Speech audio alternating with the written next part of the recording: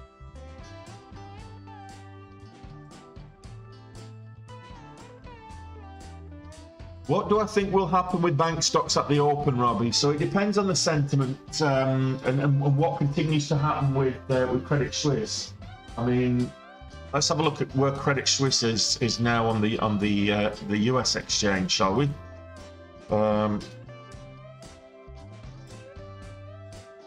Credit Suisse. This is the same pattern.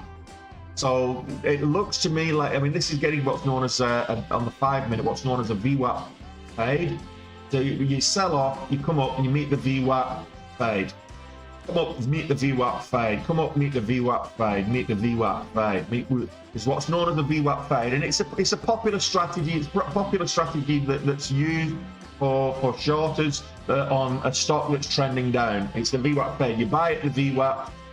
You sell at the VWAP and then buy when it starts to look exhausted. Comes back up to the VWAP and you sell at the VWAP and buy when it starts to look exhausted again. That's known as a VWAP fade. The inverse of that, the bullish version of that, is the VWAP bounce, where something's trending and it's bouncing on the VWAP. You sell at the peaks, comes back down to the VWAP, you buy at the VWAP, and I actually did that a couple of days ago last week.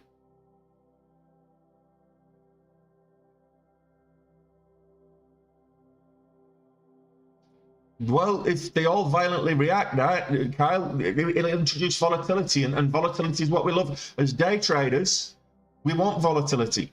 So if we get one, if they aren't excessively news sensitive, which they tend to be, volatility comes out, and yes, they could violently react. But the more violent they are, that's the more volatility that there is. And when it's volatile like that, it's up and down, big swings.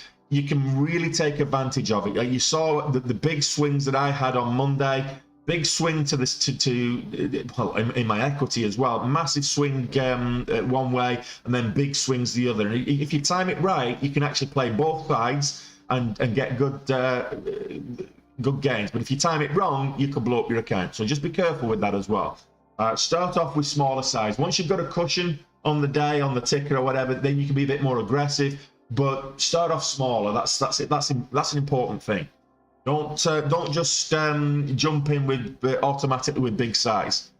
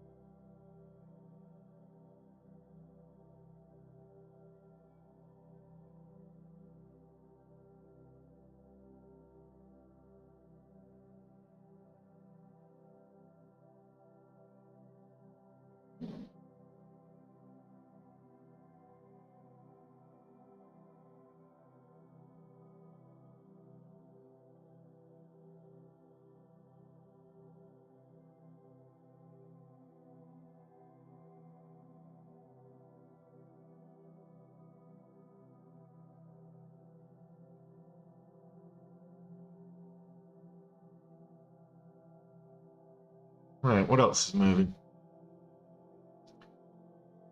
So, yeah, it's a nice flag set up, this one now. So we didn't pull all the way back to the VWAP. We've got a nice flag. So here's your flagpole. We get what we're looking for here on the 5 minute is the first 5 minute candle to make a new high. So currently that would be 520.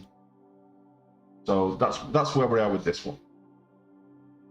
Who is Credit Suisse? It's a Swiss bank. It's a huge Swiss bank. I'll take a look at that for you.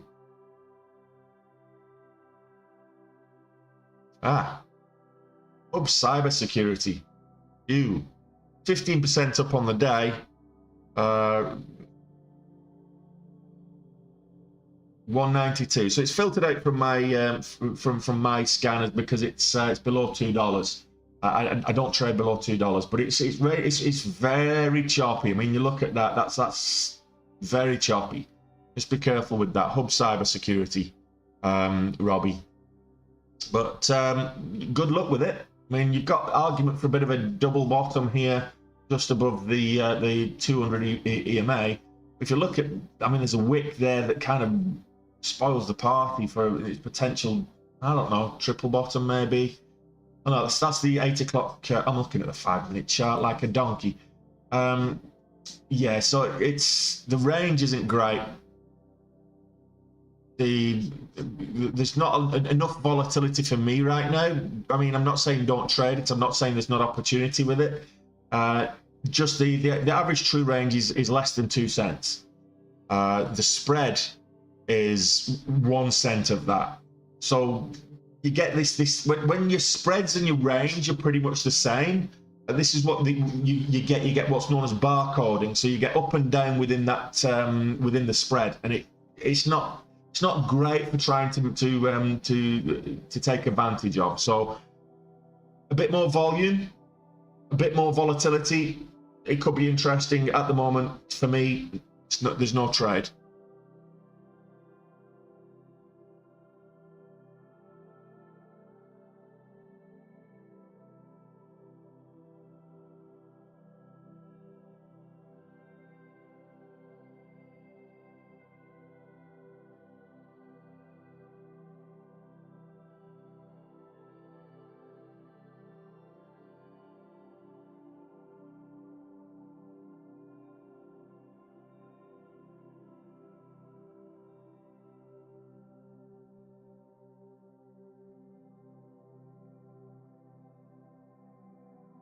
No worries, Robbie. If there's anything else you want me to take a look at and cast my BDI, I'm not offering financial advice, guys. I'm a fat guy on the internet with an opinion. I'm happy to offer my opinion. If there's a stock that you're interested in, or you think, oh, that's got a nice catalyst, or that's got good movement, it's moved a lot, or whatever the reason is. If you're heavily in it and you think, is this you're holding bags, you're hoping it's coming back, and you just want a bit of confirmation bias to continue holding it, I'll give you an honest and unbiased opinion. So Marks, that's one. IZM is due as this is an IPO due to launch today. Last week's IPO, Ambia traded it yesterday. Managed to get a nice pump on this 10k in the space of like 4 minutes. If you've not seen that trade, go check out the back end of yesterday's trade recap. It's on the back of that. Nice pump. I only wanted $700 and I got 10k, so go figure. Fat guy opinion on this one that I've already traded. We've got what we've got now is a 5-minute bull flag. So we need to see this break 520. It's now coiling under 520. We're getting a bit of flat top formation here. I'll put the horizontal so you can see. We'll get resistance at 520. And if it breaks that resistance, you want to see it break the resistance with increased volume. And what you do is at the same time, you want to be looking at the level 2 to see the wall start thinning out, the resistance wall start to thin out, and then also an increase of green on the ticker tape, and that's when you will get in. Just be careful though. What we've seen a lot of lately is the fake out moves where you get the break of the resistance wall, which is 520 at the moment. Get the break of the resistance wall, and then it pumps up, and everybody's just scalping. So you get that scalping effect. You get a whole bunch of people that break. They're either holding bags while it's coiling. It breaks that resistance wall, and they'll sell for a quick profit at like 10 or 15 cents. So just be wary of that, and don't Don't be shocked if it breaks the resistance wall, goes 15, 20 cents, and then a sharp pullback. Either be strong in your convictions if you believe it's a strong pattern and it's going to move up further, or do it like the crowds are doing and take profits quickly. Just remember, nobody goes broke taking profits.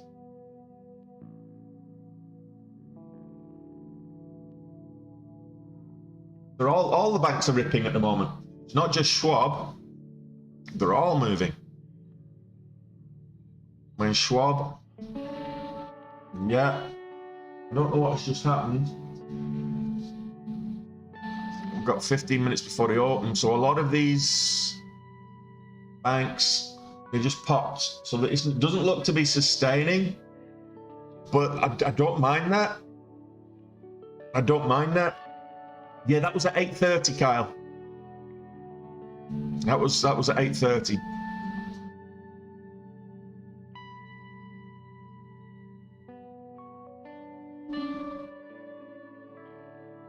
Boeing. Boeing 202s. It's down on the day. There's no volume. There's nobody trading it at the moment, Renzo. So at the moment, you're probably waiting till the open comes in for an intraday trade. From a long-term perspective, it's just been very choppy. On the daily charts, very choppy sideways around that 210 level. So between 200 and 210, it's been ranging. Well, it's actually been ranging between 2.5 and 2.15, but it dropped down and now it's kind of ranging between 200 and 2.15. So it's been pretty sideways choppy for the whole of this year so far, after a good run up in November, December. So that's Boeing, but there's nobody trading it right now. So from an intraday trade, it's slightly down on the day. It's like 2% down on the day. No trade there from an intraday perspective unless there's good volume and it turns around.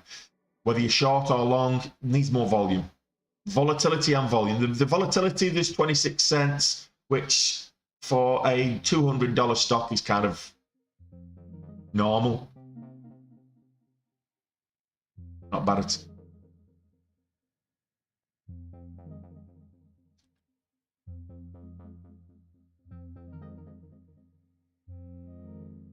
So we got this move up over the VWAP. It didn't sustain. So this is still everything's red with the exception of Schwab. As I say, Schwab's not your normal bank. Schwab's the only one of these bunch that I've got leverage on as well, but now on the main account, so leverage is not a problem. No problem at all, Renzo. Yeah, looks like there's quite a lot of volatility in the banks today, but we'll wait. There's no point trying to get in.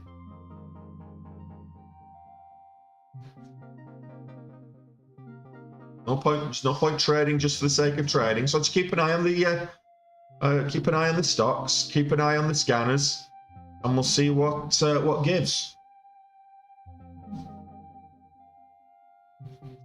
The overall market is heavily down, so this is the overall market. If you look at the 15-minute here, okay. So if we look at where we finished on Monday, down here. So we finished Monday here at Monday's close, kind of 385.28. After that, after hours, it just chopped sideways, and then yesterday morning, from pre-market all the way up to midday, it rallied. There was a sell-off in the afternoon, but then it rallied again. Just chop after hours yesterday, but since the pre-market session, it's just sold off. So we're now pretty much back at where we finished on Monday. So we closed at Monday at 385s, and we're back up at 385s. So we've lost all of the gains from yesterday on the markets, and we're back down to where we started, where we finished on Monday. So the markets are looking a little bit bearish. There's an argument there on the 15-minute for a bit of a double top M pattern, which tends to be bearish as well. If you look at it on the daily chart,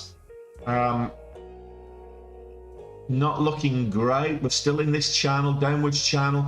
Now, downwards channels do tend to break upwards, but this downwards channel here is, from what I'm looking at, looking a little bit bearish. We've come back and test kind of 375 on the SPY. I think we could, and if it breaks below that, we can end up going back and testing the October lows. Now, I think a lot of that is down to the banking issues as well, the low confidence in the banking sector. So, yeah, the market's looking a bit bearish today. Well, looking very bearish underneath the VWAP, but significantly down. I can check my Riot and Marathon Digital. It's sideways, choppy sideways since the close yesterday. Didn't have a bad day yesterday, but let's look at the 15-minute. You'll see what I'm talking about again. So yesterday pre-market, it moved up. A lot of chop once from the open. There was a lot of chop sideways. The pre-market had a good move, but it was just choppy after that. Then it sold off with the rest of the market, but didn't have the rally to recover that sell-off that the market did. And it's just been sideways choppy since, around just over $7. So that's Marathon Digital, and Riot Blockchain will probably exhibit a similar pattern. Let's have a look at Riot. They tend to trade in tandem. So Riot Blockchain, less volume, but if you look at the 15-minute, I was like, where's the data? 15-minute chart, the rally, sell-off, sideways chop. So exactly the same thing as Marathon Digital, Riot Blockchain, and a lot of these crypto mining stocks will be exactly like that. So there you go. Hemorrhage.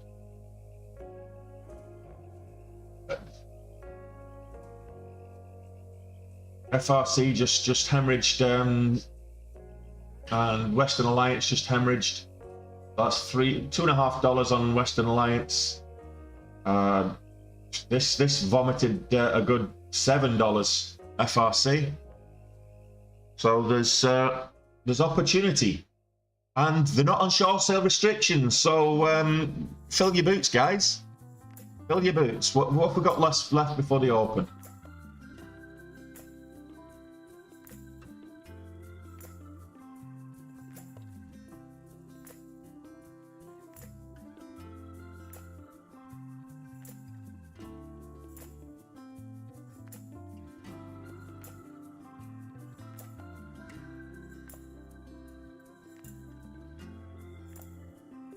What's the spreads on this? 20 cents. That's not bad. Let's take a short position there. Just 1,000 shares.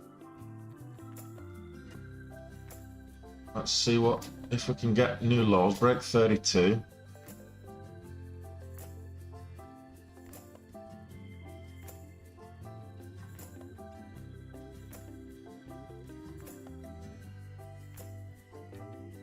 Cover half.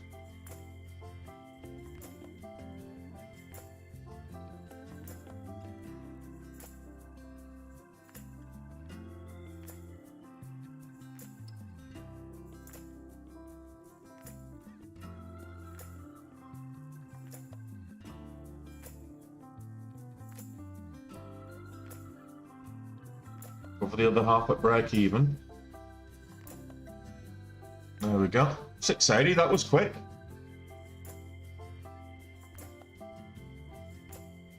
Swallow now on short sale restriction. Yeah. So Western Alliance is on short sale restriction. Well, First Republic isn't. Fast fingers, that's what hotkeys are for, Kyle. What hotkeys are for. So I got for the break of 33. It broke 33. I sold. I got a $2 move on it.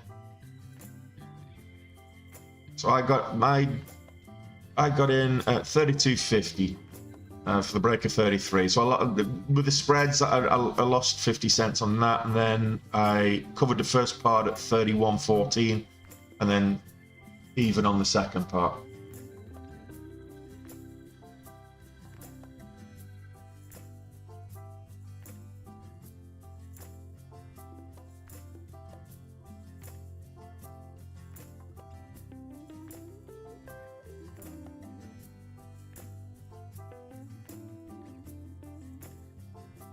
I want to see this break in $30.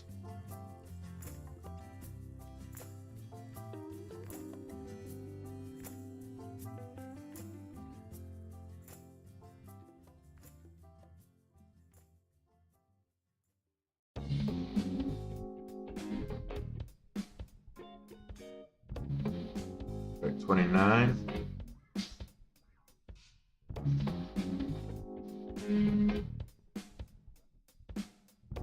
There we go, cover that. Nice $3 there. So we're $4 up. Happy days. It's going to be one of those days again. I'm not getting in big size. I'm not going to do what I did on Monday and dig myself a massive hole that I have to claw myself out of. I'm going to wait till the bell before I start taking larger size and being aggressive. I want to see if I can get a little bit of a cushion on these on the day, and then I can be a bit more aggressive after the bell. No, you're looking at key levels, key psychological levels, the whole dollar levels.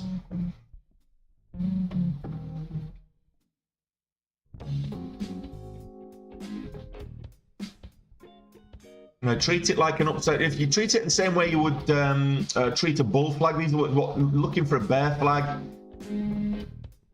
So you look at if you're looking for a bull flag, you get the pullback. And then you're looking for a candle to make a new high. Then on this, you're looking for a bounce, and then a candle makes a new low. Same sort of thing. You just trade it exactly the same principle, but inverted. So here we're going to a bit of a pullback. So now we're looking for a break of 29 for continuation. Why are they selling off? Well, the banks are in. There's a huge banking turmoil at the moment. The whole Signature Bank, Silicon Valley Bank collapsing last week. Credit Suisse this morning is now in a lot of trouble. The Saudis have already said that they're not going to bail them out. There's all kinds of banking issues, and where a lot of these stocks were on short sale restrictions. They're no longer on short sale restrictions, so people who weren't shorting it can now short it. So PacWest is actually rallying a little bit. So that's probably to come from. So just be careful here. So the First Republic is still selling off. Your other banks are rallying, so either they'll turn around and sell, or PacWest will rally.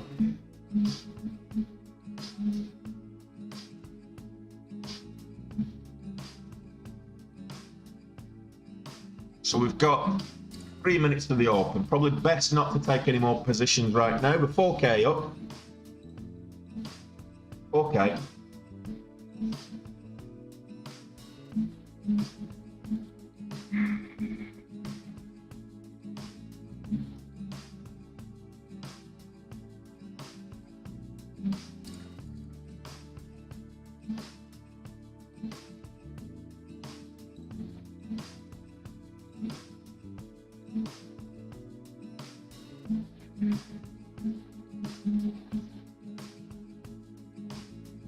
So getting a little bit of a pull back.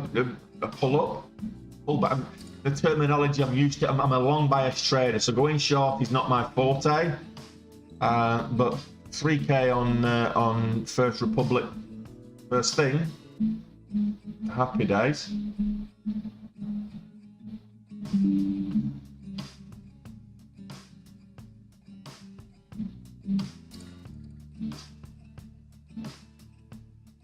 Break new lows.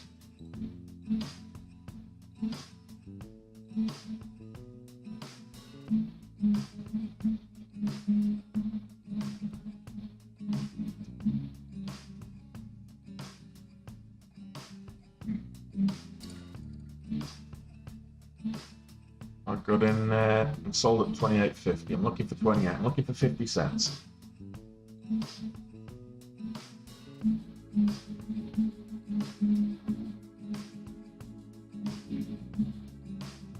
Oh, got better than 50 cents.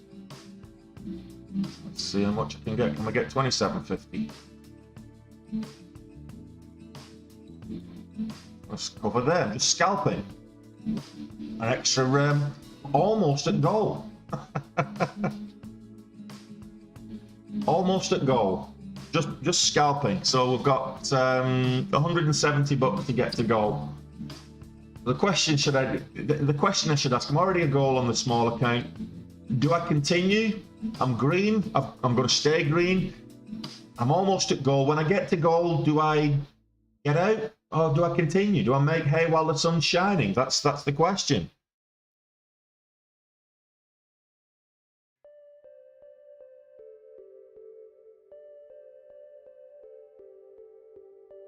That's the advantage of being able to use hotkeys. If you're on a platform and you can't use hotkeys, ditch it. Get a platform that you can. And market access, direct market access as well, because you get fast transactions, fast execution. It makes all the difference. I'm telling you. I tried trading on when I first started. I traded on eToro. Oh, what a dog! So the whole process of placing an order.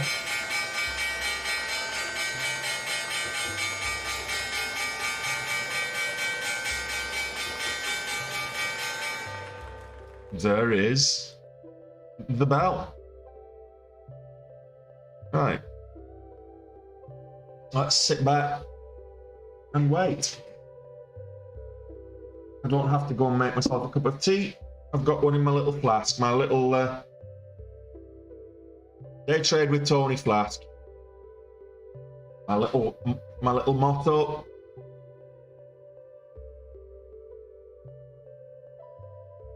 I don't know if you can see that. It should say I trade with Tony.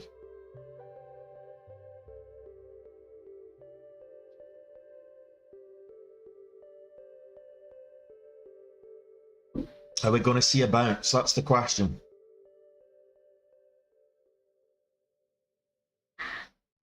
Got to wait for the opening range to form. There's too much volatility at this moment in time. I want to see. Oh my goodness, Pagaya. There's a blast from last year. I want to see which direction these are going to take. Let the opening range form. Don't be gung ho. Yes, you can. If you're quick with your fingers and reflexes, you can make good. You can make good money on the opening 5 minutes. But what I would suggest to you is so volatile you can lose big money. You saw me do it on Monday. Just sit, wait for the first 5 minutes, and then look for the opportunity. It gives you an indication of the sentiment on the stock for the remainder of the open, which lasts about an hour, and then you've got good sentiment for which direction it's going to trade for the rest of the day. You tend to find most stocks trade with a trend. So the opening range is going to give you an idea and set that trend of how it's going to trade for the rest of the day. So let's have a look at Ambi. Yeah, a quick pop up, $2 pop up. Then a pullback. Fisker halted. ESBA, let me see that one because that looks like another banking stock. I'm not sure. Empire State Realty, no, that's not banking. Spooky. Convexity, no, that's horrible. So, Western Alliance halted to the downside. Schwab selling off. Odd. So, where are you, Schwab? Schwab selling hard. If it breaks these pre-market lows,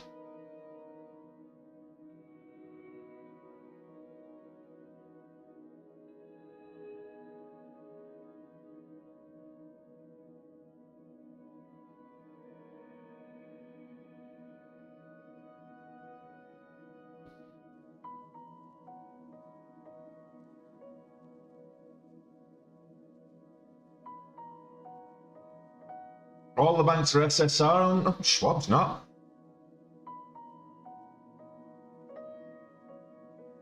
Yeah. First Republic's on short sale restriction again. Pac West is on short sale restriction again. Yeah, Schwab isn't though. Schwab's still not short. Schwab's fine. And there's leverage on Schwab as well. So Schwab's the only one that's not currently short sale restricted and is has leverage.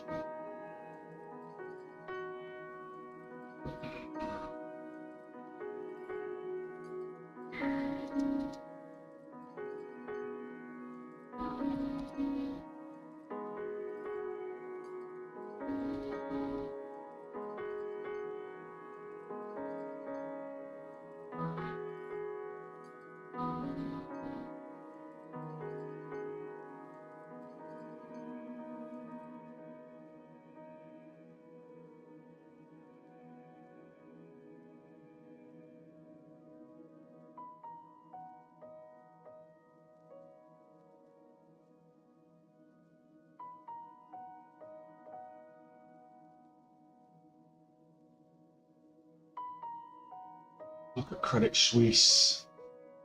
Credit Suisse actually moving up at the moment. Of the VWAP. Well, the pre-market mover that we took advantage of was Thermogenesis, and never got to the pre-market high. So 520 was a key level. And what did we get there? It was 545. Let me just map that out if it comes back.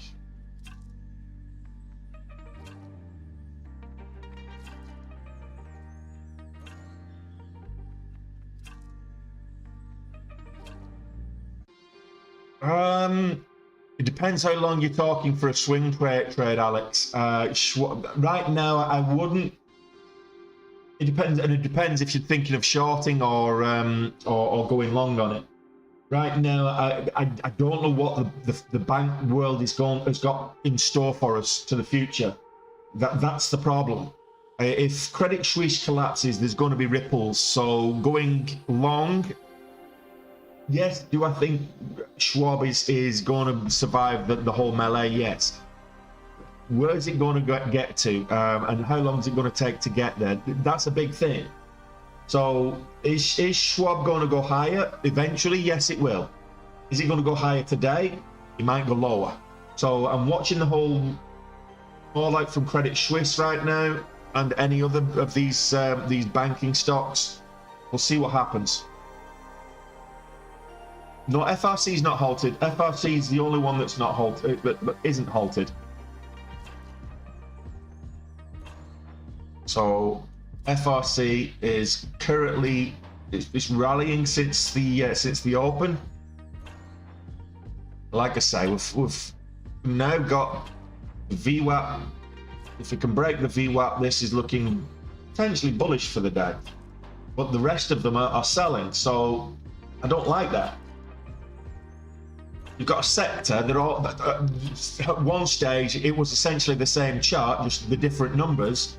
And whilst the others are all selling, this one's rallying. It's like, why? It doesn't make sense. So I don't trust it. PACW's not halted either.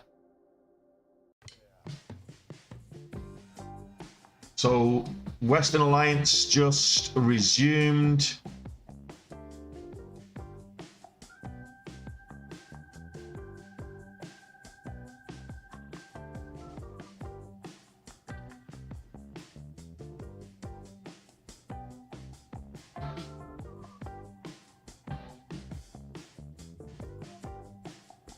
That's a nice cup of tea.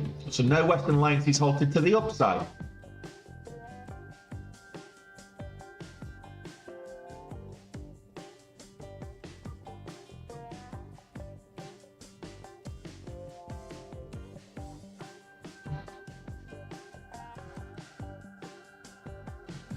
Pacific West, Pac West, also halted to the upside, about to halt. Not quite halted yet, but Might be a false halt. I'm still seeing the transactions going through on the ticker tape. But yeah, but there you go. So that's halted. So we've got all of the banks are halted to the upside, with the exception of Schwab. So we've got FRC halted to the upside. Yeah, so we've got the volatility. Now we know where the action is again. Ambipar, let's have a look at Ambipar, because that was a big movie yesterday. Yeah, it's very choppy. Had its spike, and then it's down there at under $16 now. Credit Suisse rallying. We'll see. Is it going to be sustained, or a bit of a dead cat bounce? The S&P 500 is heavily down, but it's upwards trajecting. So I'm not convinced with that either. So let's have a look at the market. This is the S&P 500. This is the SPY. It's actually the State Street ETF. It's called the Spider S&P 500. It tracks the S&P 500. So it's a good. If you want to know what the market's doing, look, check out the ticker SPY, SPY. It's a good indicator of what the market's actually doing and the sentiment on the overall market. So this is the SPY. Whilst it's down overall, look at this, heavily down overall. It's upwards trajecting at the moment. I'm just not confident. I'm not seeing. It doesn't feel like it's got strength right now. So I might be wrong. Let's face it, I have been wrong before. Yes, FRC is halted. Yes, it is. Vols, 5% a day is the small account way. Well done. Congratulations, buddy. That's another 5%, another rack up. And after a couple of days, you'll start to see. You will start to see the incremental gains getting bigger, and see what transpires.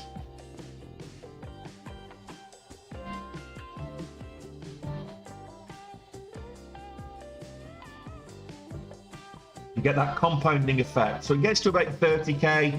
Once your account gets to about between 30 and 50k in size, 5% becomes a little bit more difficult to achieve, because you have to take bigger size to do it. So, but it's usually not so much of a problem if you continue trading with the same discipline as you were in the early days of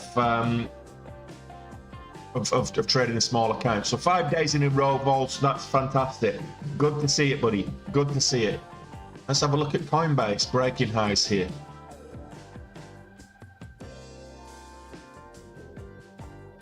Coinbase up at 64.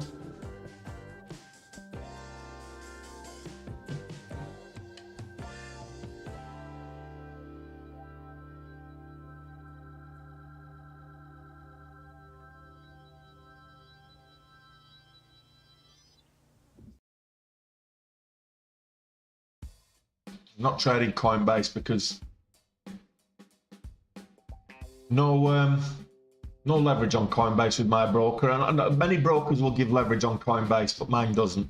So it's a shame, because you can get some. It's because it's so volatile that they don't do it. Right. Okay. So let's go back to FRC. We should be resuming on FRC in 10 seconds. And this is a 5-minute halt.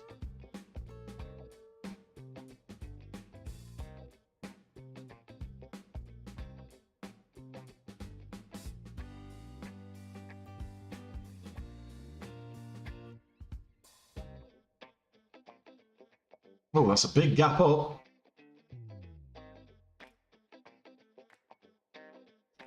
If this goes green, $36, so that's high.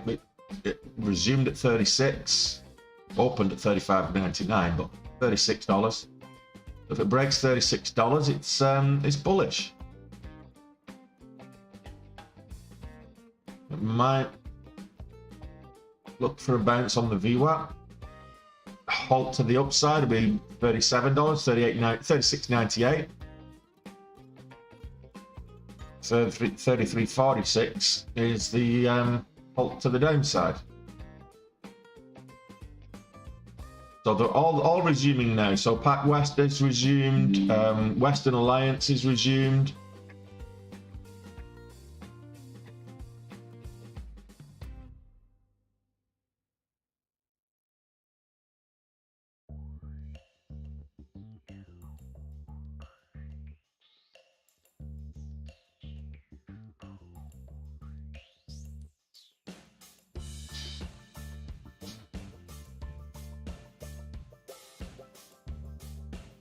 Ukulele, good luck with that. I hope that I really hope that works out for you, buddy. I think you should be okay as long as there's no additional volatility to the south side. That took a while to get filled. Just going 1,000 shares.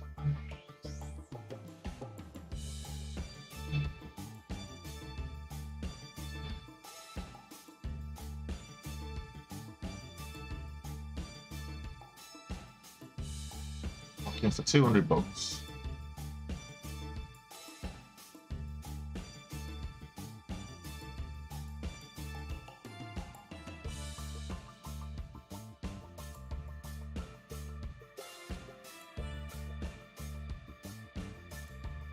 Range is $1.50.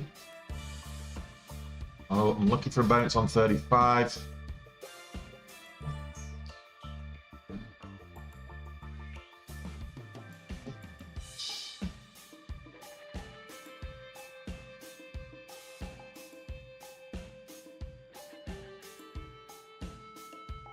Volatility on this is huge. I want to see any further selling. Cover that. Well, I was 200 away. Now I'm 3 grand away. So, what goes easy come, easy go.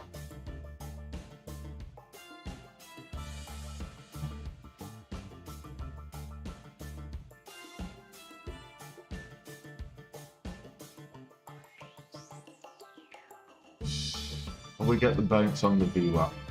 Not so convinced. The rest of everything else is selling too, so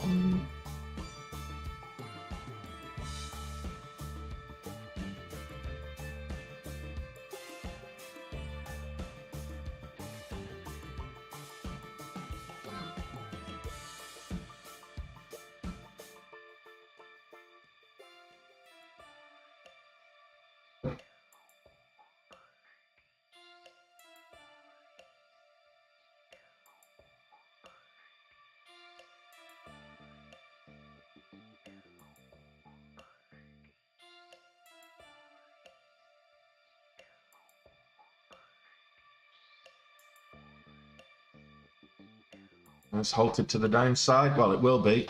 Still transactions going through, but it's at the halt level. And everything's selling. So I'm glad I only went in small because that could have wiped out all the gains. It's halted to the downside. Let's have a look at some of the others.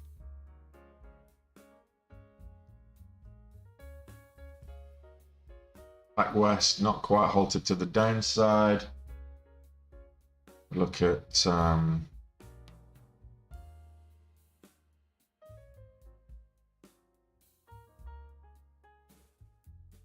yeah, short sell restriction there.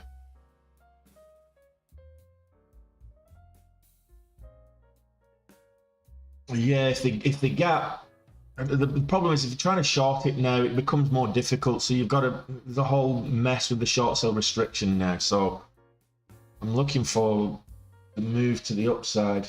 I mean, the Charles Schwab range, its opening range is trading in the middle of it. This is probably doing pretty much the same thing.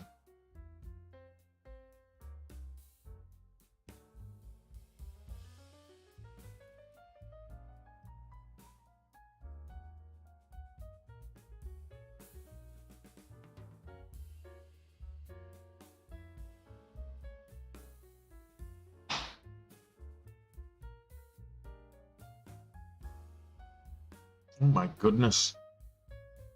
Lunar Innovations down 30%. Casa Systems, yeah. The volatility is, again, it's in the, there's, at least today, there's volatility across more than just the banking sector. So you can still get decent returns on other stuff. So let's change the volume tags here so that I'm not getting awash with the noise. Just changing my filters, volume filters here. So I'm just getting the high volume stocks. So we're still green. We've got green. We didn't quite get to gold, but so we could have got out, but for $200. But we've got to stay green. That's the thing.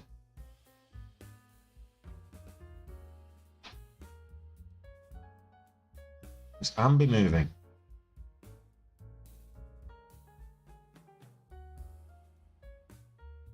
This is halted. No, not quite. 1714 is the halt level. So yeah, it's just not got the volume that it had yesterday. But it didn't get the volume up until after what, 11 o'clock yesterday, Ambi. So this is Ambipar emergency response. This got volume after 11 o'clock. The range has gone mental. What's the spreads on this? 70 cents. Oh, I'm not touching it. 70-cent spreads. Range 64 cents, 65. So the spreads are bigger than the. What's going on there? The spreads are bigger than the range. I'm not touching that. You'll get the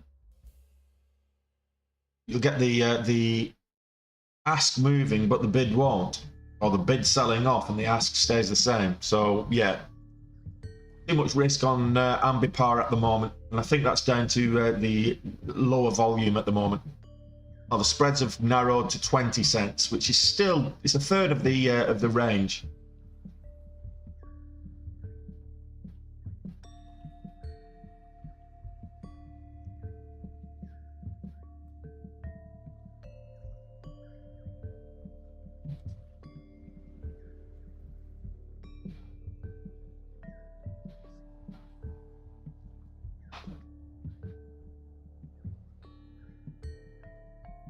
Yeah, it's at the moment the momentum's all to the south side.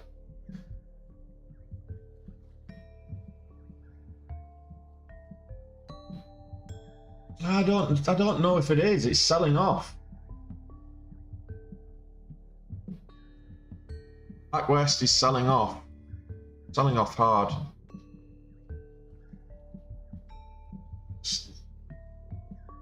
Testing $10.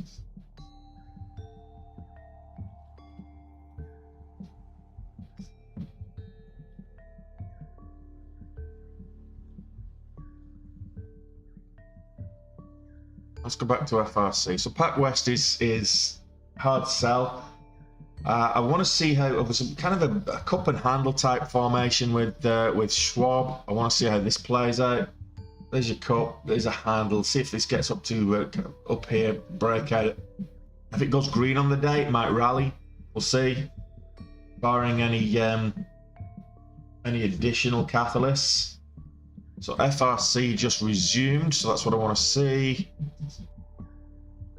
That's continuing to sell.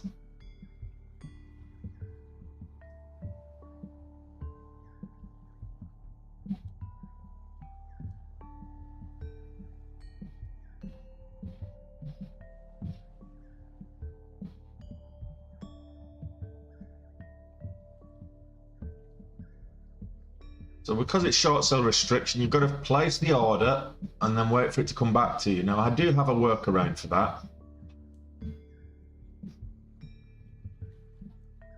But I want to see confirmation that this is selling off before I go short on it again. The 219, it's moving up big. 228, so it just moved 10 cents. The range is quite big on that one. Elevation Oncology. Let me see, has that got the decent catalyst? I'll come back to the banks. There's still opportunity with the banks.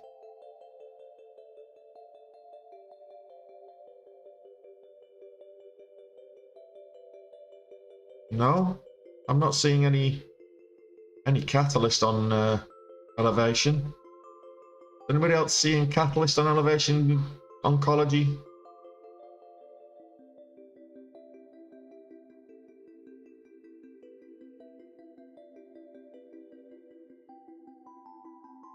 Have a look at the action.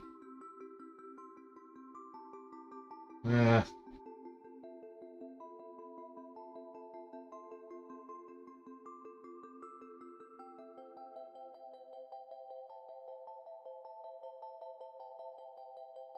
Not convinced without a catalyst, but we'll see. I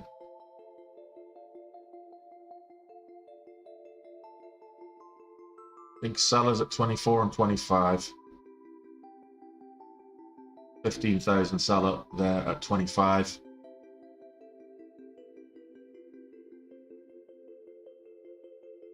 He's gone. Where's he gone to?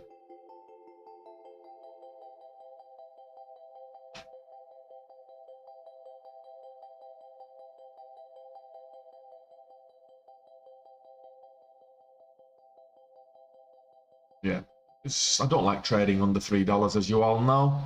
I'm just going to leave that. Yeah, there's a big seller at 28 as well. There's quite a lot of heavy sellers in this, so it's just be careful. 20,000 seller at 228 on the level 2.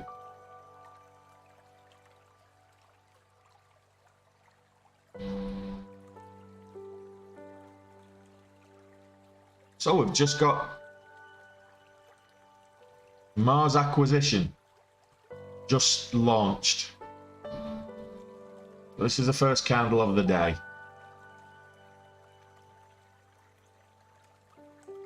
Nobody's traded it yet. 12 trades, 51,000 shares, or 5,000, or 5.1 thousand. 5,100 shares traded. So that's Mars acquisition. That's just started trading as of like now. IPO.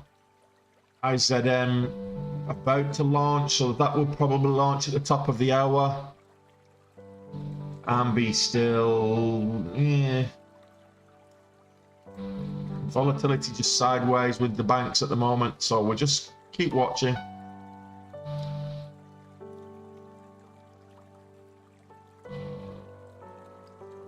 But very choppy here. We've got the range now. I'm just going to move these lines. Today's range, opening range. Breaks out of that range, we know which way to go. So that's Western Alliance. Do the same with these as well.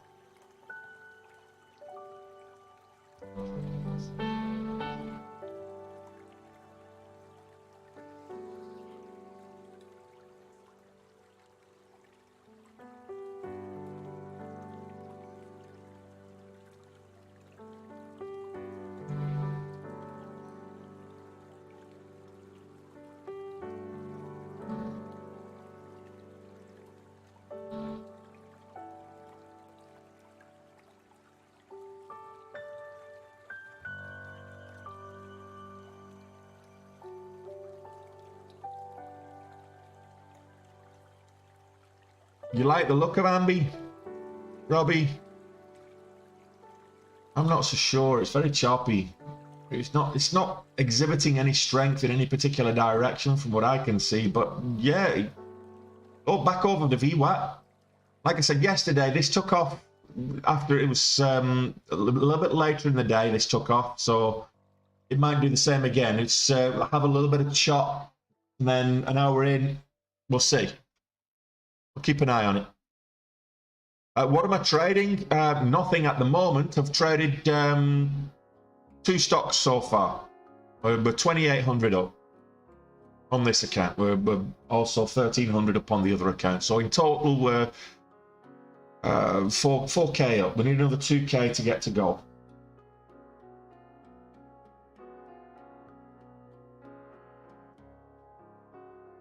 Schwab, that cup and handle on Schwab.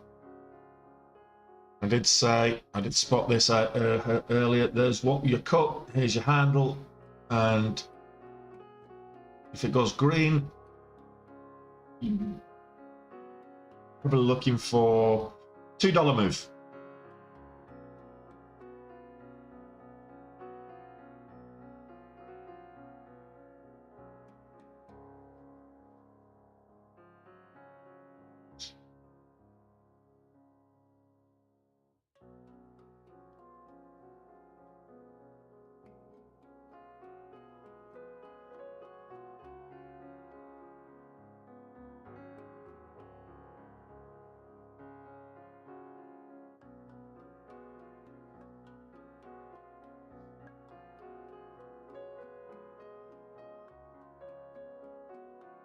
See this over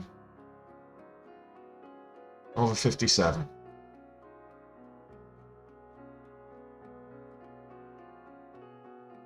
$57's been a key level for Schwab for a while.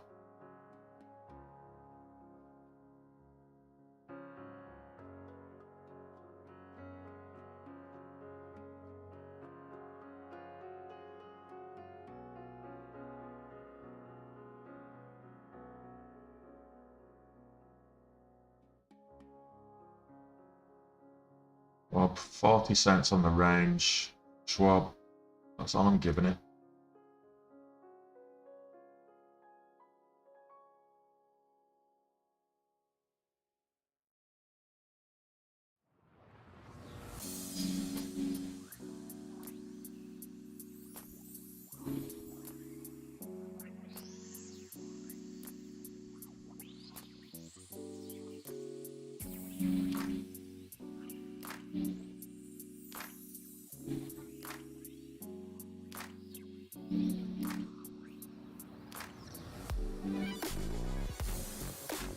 Scalping today. That's 300 quid on Schwab. Got a bad neck as well.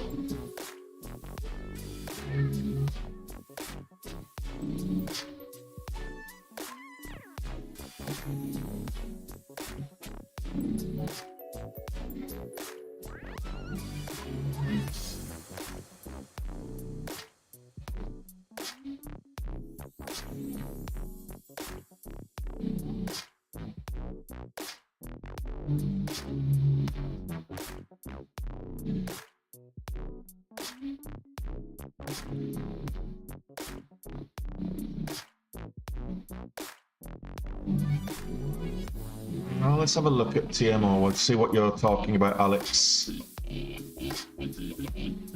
Ah, yeah. Ah, massive. Yeah. That moved up. Huge move up, huge sell-off.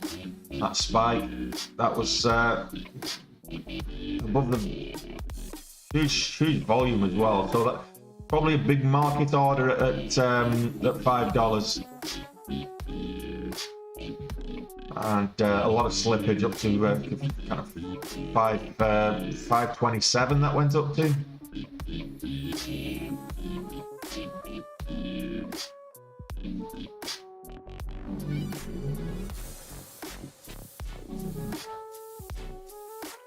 Oh.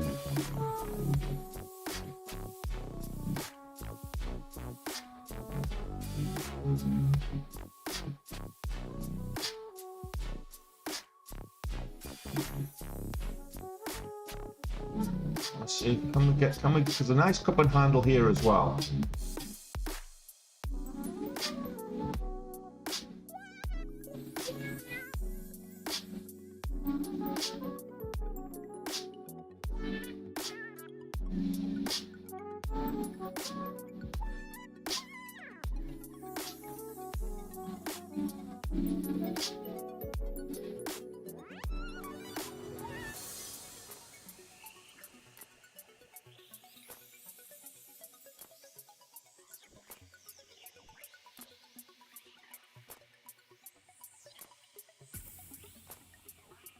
$36 is a possibility here.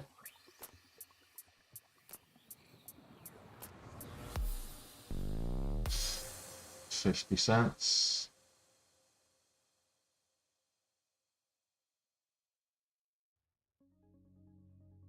Giving this $1, given that that's the average true range.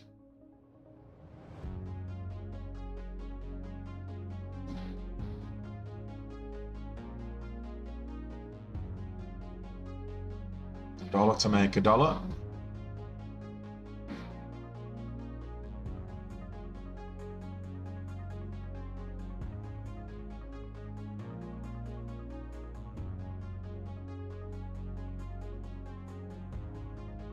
Western Alliance just moved up a whole $1.20.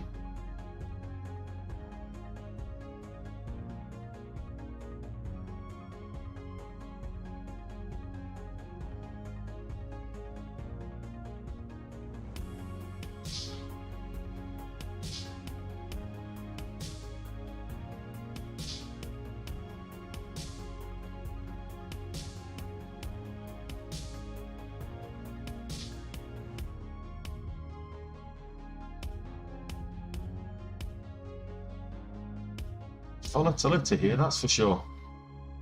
Looking for $36 on the bid.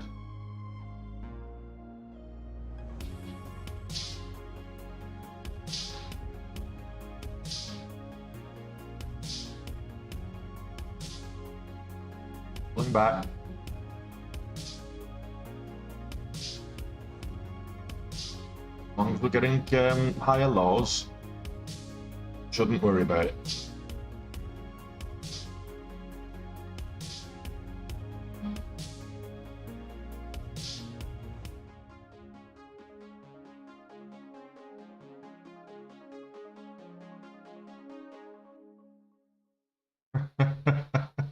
You tell me that while I'm actually in it.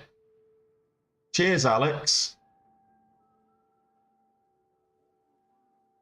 I'm pretty sure that's a joke, but Western Alliance is about to go green on the day. Charles Schwab moving up, PacWest moving up. So, First Republic, you need to do your thing. 36 on the bid is what I'm looking for.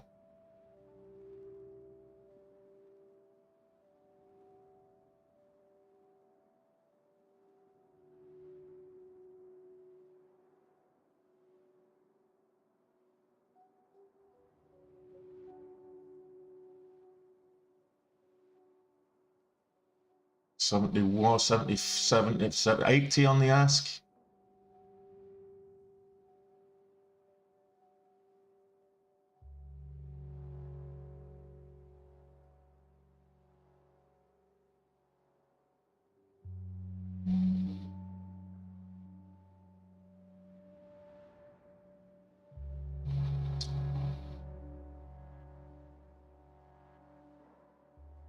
Isn't it? Getting over 36. Holding. 99 on the ask.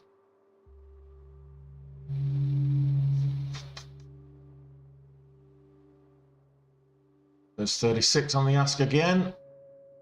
There we go. I'll just take that in, lock that in. So there we go. 4,900. We're back up to 4,900. We're 1,100 away from... oh, look at that. Western Alliance. Why am I picking the wrong stocks to trade? I'm not picking the wrong stocks, but there's always others. It's shiny object syndrome right now. Look at Western Alliance. Whoa. Halted to the upside at $30.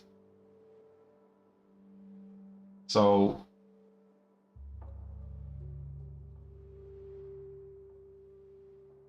PacWest.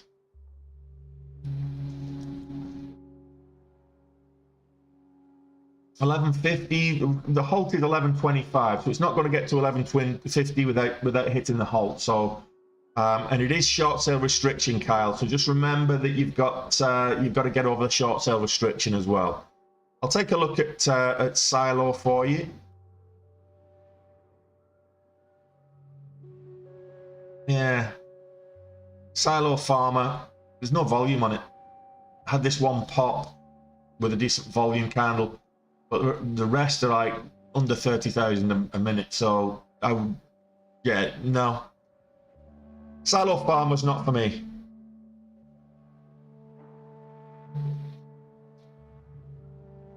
Seems to me like the majority, if not still, of the volatility is in the banking sector.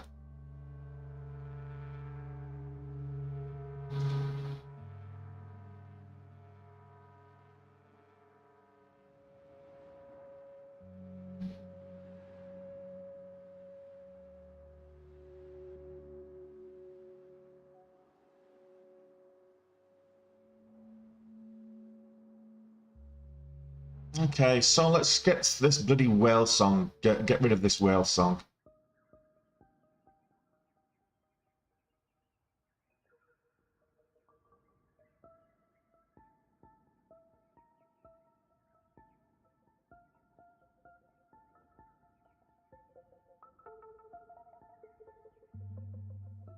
Yeah, it's a good question. When the banks are halted, I'm not getting any level 2 data either. They're just basically they're just clearing the order levels, and that's why you're getting long pauses. So they're clearing the whole bid book, and that's why you're getting a lot of the pauses to clear the whole bid book, and then it's all got to come back in again. So let's just have a quick look. Which ones were halted? So yeah, so you can see here, there's nothing on the bid. It's just completely clearing the bid, which it's a little bit disconcerting when it does that, because you never know if it's going to fall. You're not going to get any kind of resumption. I've seen it a few times. I've seen it a few times. So you can't anticipate whether it's going to gap up or gap down, because you don't know what the gap between what the spread between the bid and the ask is. So unfortunately, that's just the way it is. And like I said, I've seen it a couple of times in the past. But we've made back. We're 1,200 away from. Actually, we're not. FRC, we went 3,000 down to the long side. We've made most of that back. We had the Schwab trade on that as well. So we're 1,100 away from goal, as opposed to 200. So we're 900 back to where we were.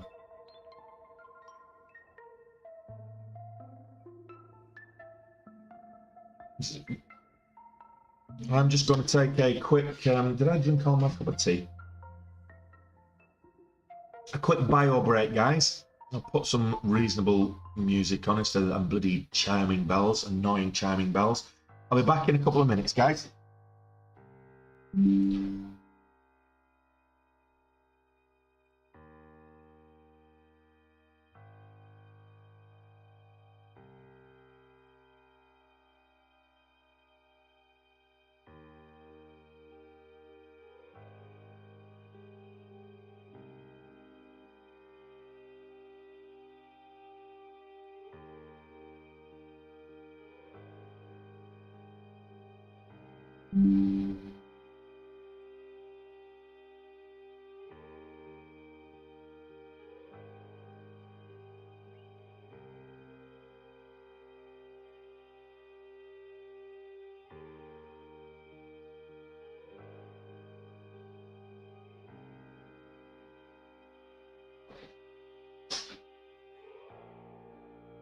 Okay, so that gapped up quite big. I'm just going to stick with FRC for now.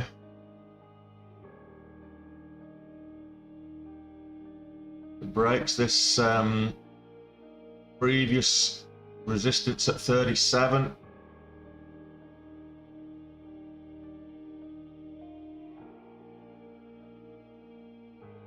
Yeah, we've got 36.93, but let's call it 37. High of day currently 36.98.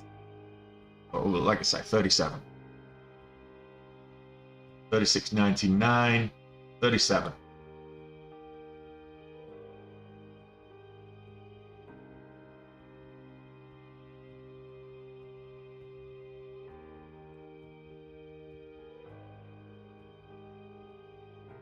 If I can get 38.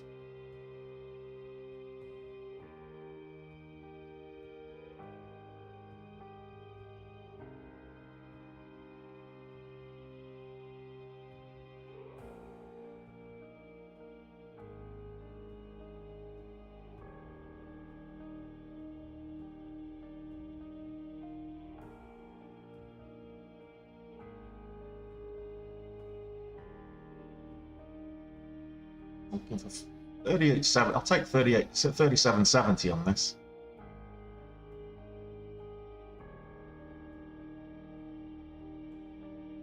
It's a moment in time.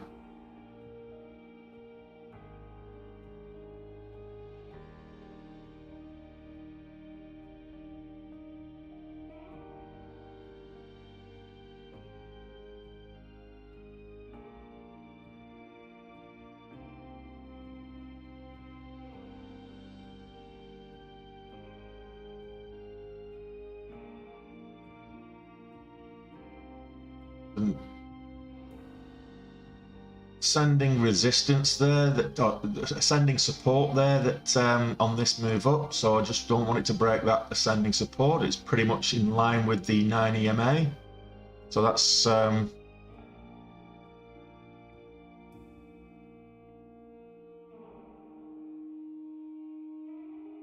needs to get back over 37.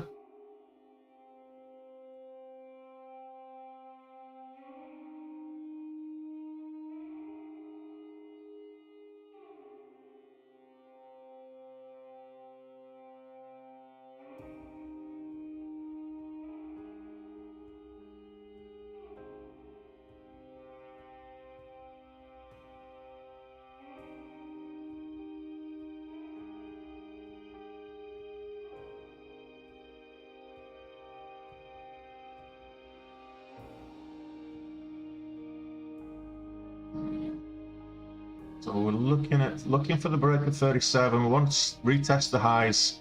Current high of day is 37.85. We want to get mid 37s. Retest the highs, great.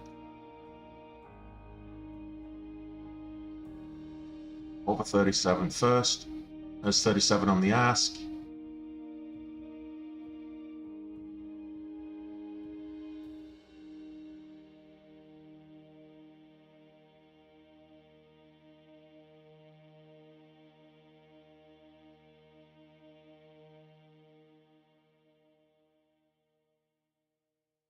I think I'm trading too big. I've got my heart bloody racing here. I don't know why.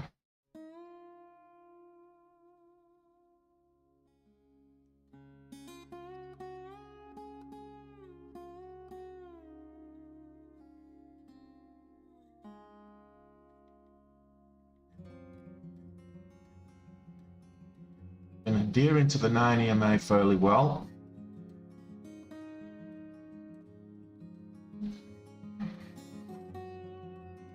I don't know if I got that. Oh no, I didn't. There you go, I did get it.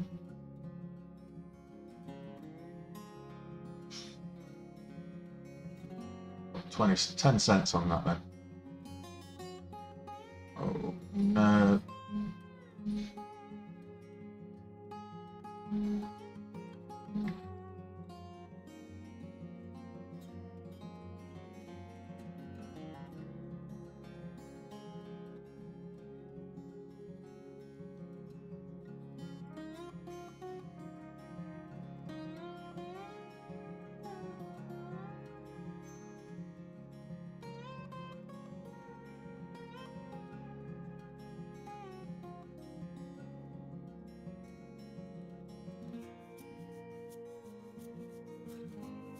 It's FRC. Let's see if I can get 20, 30 cents on this. So we're looking at 37.50 on the ask.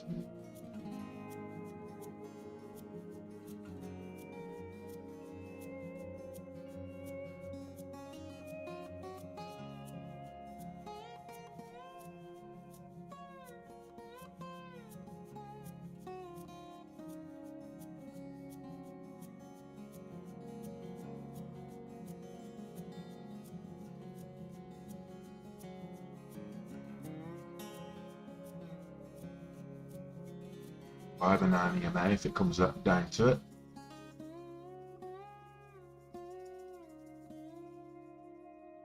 Risky strategy to buy the dip. Let's see.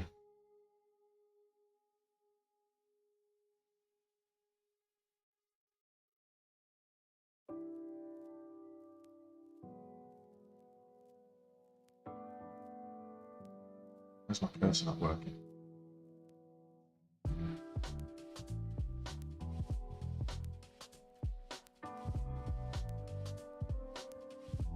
We had it was adhering to the 9 EMA for, that's why I bought the 9 EMA. I bought the dip there on the 9 EMA. It was adhering to the 9 EMA pretty much all the way up in this move, and then it's just broke it as I bought it. So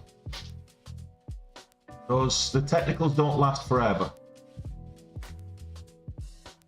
But back over over 37 will be golden.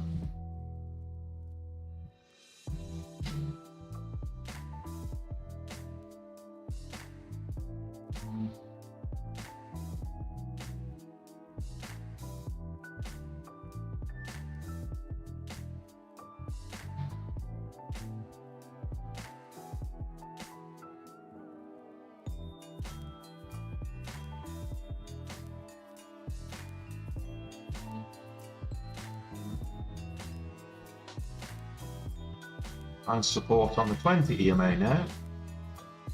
Moves back up. That'll be fine. But I'm just kind of watching that.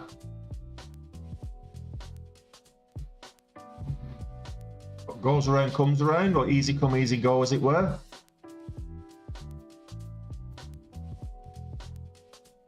Western Alliance is moving up. Back West is moving up. Charles Schwab's moving up, so we should get a move here. They all seem to be moving up at the moment, with the exception of the one that I'm trading long. Yeah, 86, 4 cents, 6 cents away on the ask. There we go. Between the spreads right now, so I need over $37. Let's break 37 again.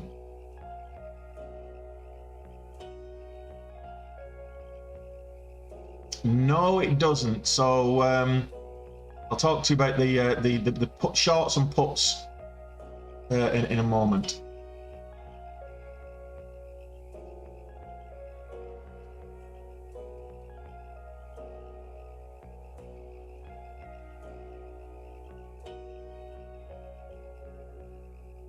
Between the spreads again. There we go. There we go.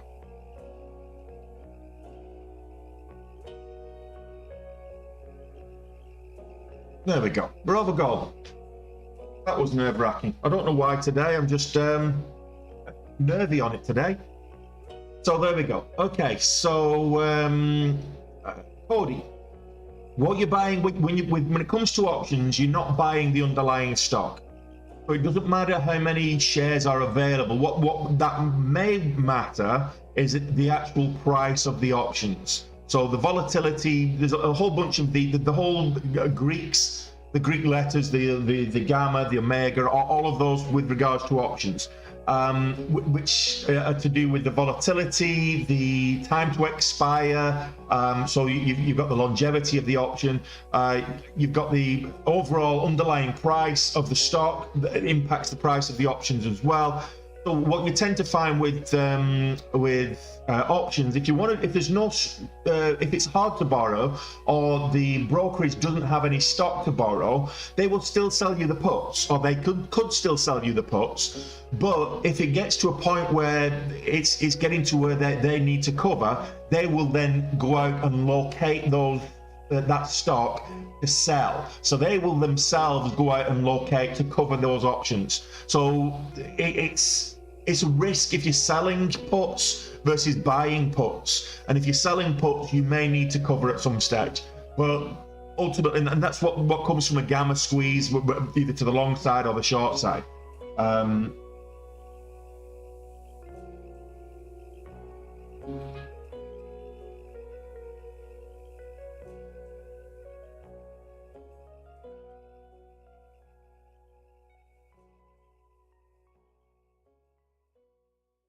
So what you're not actually buying the underlying stock, you're buying a contract to be able to buy or sell, but in the case of puts, at a specific price at a date in the future. Now, if you're buying, if you're buying and selling options intraday, so you're buying them today that expire today, it's a little bit different. What you'll tend to find is a lot more expensive, and well, they're not very expensive because you've got very little wiggle room. Excuse me. But there you go. Thanks, Kyle. Appreciate that. And it's just, I'm glad I got out there because it's just kind of ranging sideways at the moment. Where we're at. Western Alliance is looking quite bullish. They're quite bullish. I mean, look at this on the 5 minute. There's reversal indicators. Don't mind those. Green on the day, looking very strong. Whereas when I was just trading, it just wasn't looking that strong. So I don't think so. Roberta, on the SPY. Let's have a look at the SPY.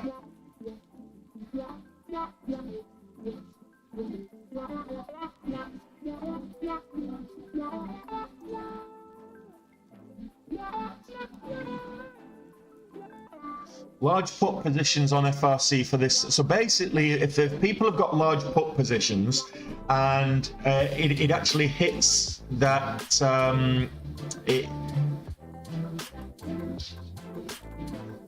hits its target. Whoever's got whoever's got that contract has the ability to sell that at that price. So they can actually execute the contract, or they can sell the contract back to the broker who they got it from. Obviously, they can sell the contract back to the broker for the delta. So what that means is you get the delta on the Greeks, and you get the delta in the price. So if you're in the money, so for example, if you buy puts on FRC, let's go back to FRC because that's what you're actually talking about. So FRC, if you bought puts yesterday at a strike price at say $30, and today it's you could effectively get in here now at 32. You could sell them today for a profit. However, what you're doing is you're only selling the difference in the contract, because you might have bought it when it was up at $40, and then you've sold it for a strike price at $30, so a $10 move. But as it's come down, it's in the money at $29.50, say.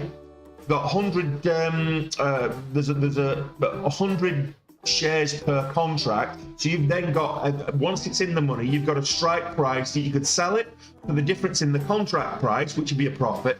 But you also get the difference you're in the money now. So you can when you sell it, you get that additional 50 cents per share. So most contracts are 100 shares, so you get an extra $50 per contract, if that makes sense. It could go up before Friday. So if you've got the puts, they range the prices on the puts. So prices on the contract change throughout the course of every day, and they change closer to the expiry date as well.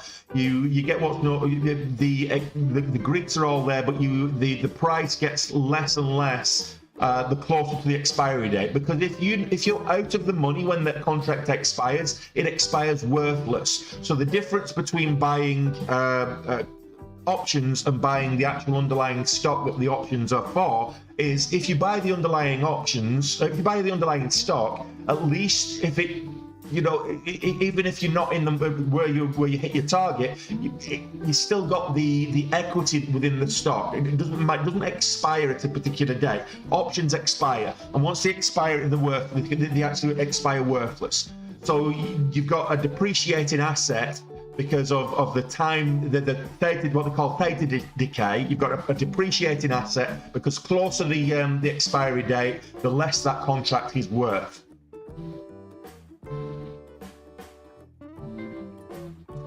It depends. So it's already at 35. So if you've got if somebody's got a put at 30, they bought it yesterday when it was at 40. The price now, it would have been the price to buy it at 31 will be a lot higher than it is to buy it at 36. So the difference that you get in the volatility, so the difference that you get in the further away you are from the in the money spread, the further away you are, the cheaper the contract becomes. If you look at a typical options chain, you'll see that you'll have the in the money section, and then you will have either side, either up or down. So if it's puts or the difference becomes a lot bigger. I hope that, am I explaining that right? So if it hits its put target at $30.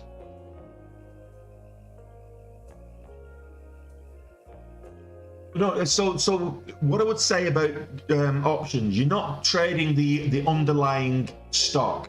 So unless we're getting what's known as a gamma squeeze, that you buying options doesn't actually affect the price. Not directly. Indirectly it can, but not directly. So buying options, you're not impacting the overall price of the instrument that you're trading options on. So if you're coming away, if it hits the $30 strike price and then the price moves up on the stock, you're then out of the money. If you didn't sell your contract, you're now out of the money again. So you have to wait for it to come back to $30 and sell that contract while it's in the money.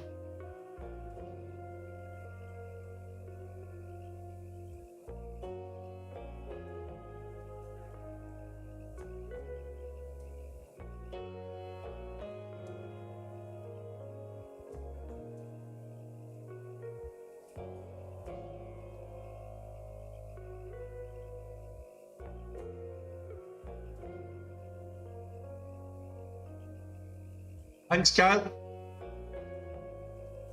Right. What can I go long on? Is Schwab still...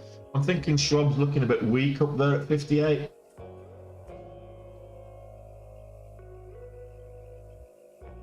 Schwab. It's not on short sale, so... And there's leverage and it's not on short sale. So Schwab... If this breaks below 57, the reason I'm saying it's looking weak at 58, we're going to this support. It's tapped this support at 57. It's 57 is a key level for Schwab. It's broke it. It's bouncing and it's tapping this level again. So if it breaks below 57, it's probably going to sell off again. So watch that level on Schwab. It's not financial advice. I'm not a financial advisor. It's not a signal. It's just my opinion. The opinions of a meandering fat guy on the internet. If you take that opinion and treat it like financial advice and lose money, don't sue me. But look.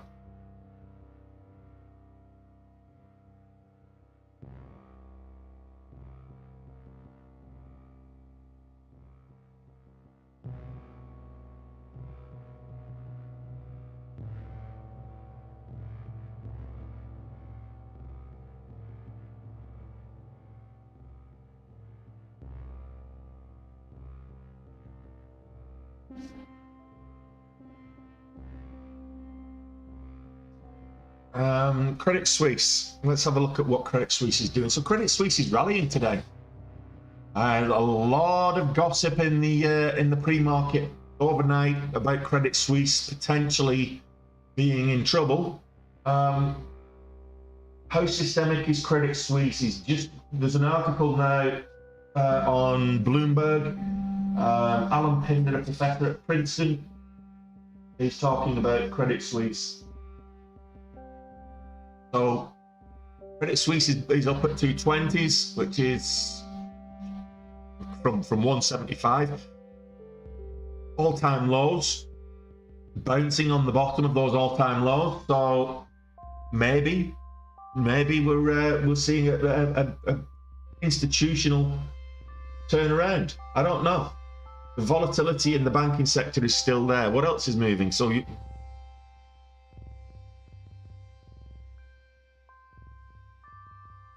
my goodness, look at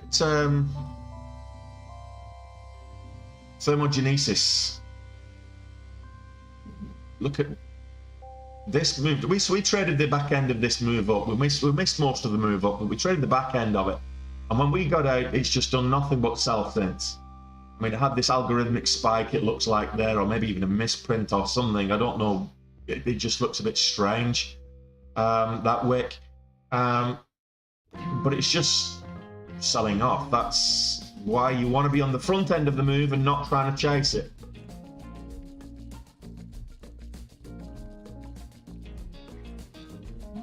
How's the market getting on? So sideways choppy. It breaks below 385. This could see a bit of a sell on the market. There we go. We broke 385. So the market looks like it's that M pattern again. Fairly reliable. This looks like it's going to break down. So the market just sideways. Somebody asked me if I think the market was going to get green on the day. I was like, no. Sideways chop maybe, but it looks like it's bearish and it's probably going to continue selling. Pre-market lows were 383s, so it's still potential to get down there, but the market is looking weak today. Okay guys, what else have you been watching? What else have you been trading? Who else is profitable? Are you profitable? We're $67 profitable to the long side on FRC. And FRC now is looking very weak to the short side. Only it's now on short sale restriction. So if you traded it pre-market, there was no short sale restriction, but now it's on short sale restriction again. So it's tapping the VWAP. Maybe looking for a bounce there on the VWAP. We'll see. This consolidation phase, I'm done for the day. Audi, that's great news. Great news. Glad I could be of help there. I'll take all the credit for that. I would say very risky, Javier. Not financial advice, but with the announcements today of oil surplus. Was it today? Earlier today, of the oil surplus. Means that the supply is outstripping demand in oil at the moment. So what do you do when supply outstrips demand? You lower the price, and vice versa. When supply can't meet demand, the price goes up. So there's a surplus of oil at the moment. It's probably not a good commodity to be in to the long side. But like you do you, not financial advice. I'm not a financial advisor. Well, Clarty, PayPal's... See, I don't like PayPal long term. I just think it used to be a big player in the online payments. It was a monopoly. It had the monopoly. It was like if you needed to pay something online, you had two options. You had, credit card processing, Visa and MasterCard, Diners Club and Amex, whatever. You had to have a credit card processing, or you had PayPal. Then there was a big crackdown about 10 years ago on the credit card processing because of, well, not even 10 years ago. It was a big crackdown on crypto spends and big crackdown on nefarious websites and other things. And then PayPal pretty much had the monopoly to online purchasing. Now it doesn't. It's coming under increasing pressure from Stripe, from Skrill, from... there's so many other players that are taking market share off PayPal. So whilst I don't think it's going to go away, I just don't think I don't think it's going to go to the all-time highs as quick as it other stocks in a similar sector potentially will do. I just think there's a lot more competition out there than for PayPal.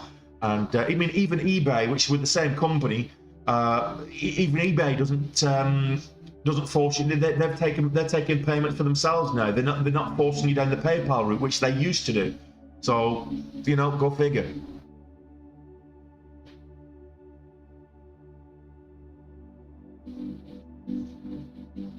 But to be fair, PayPal are trying to branch out. I mean, I have a PayPal business account as well as a PayPal a regular PayPal account, and on the PayPal business, you can get a bit like a bank account and stuff. It allows the online thing. So it's not a bad company. I just think long term, it's on facing a lot more competition than it ever has done. That's just my thoughts on PayPal. Yeah. So I think I'm done for the day. I've got to go on both accounts. I'm probably gonna lock it down and take the dog for a walk. That's probably the best idea for me at the moment. Let's